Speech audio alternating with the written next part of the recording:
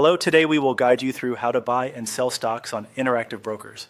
To get started, open the Interactive Brokers app on your device and sign in. You'll land on the main workspace. We'll walk through placing an order from start to finish, keeping things simple and clear so you know exactly what you're doing before you submit anything. First, look to the top left of the screen for the search bar. This is where you find the instrument you want to trade. Click into the bar and type the stock's ticker symbol. As you type, results will appear below.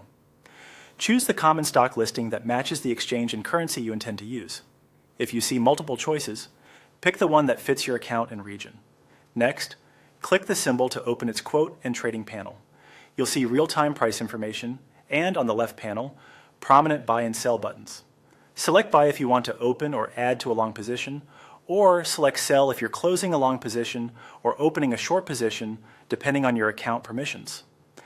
Now fill in the order details, enter the quantity you wish to trade, choose your order type, such as market if you want immediate execution at the best available price, or limit if you prefer to set a maximum buy price or minimum sell price.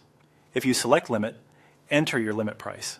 You can also set time in force, like day, to keep the order active for the trading day, or GTC to keep it working until canceled. Double check everything.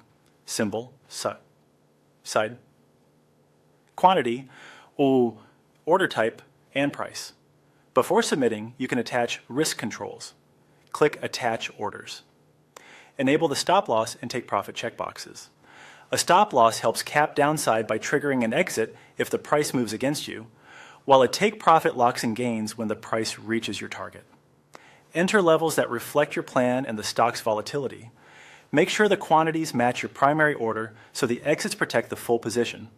When you're ready, review the order summary, including estimated cost, potential margin impact, and any commission.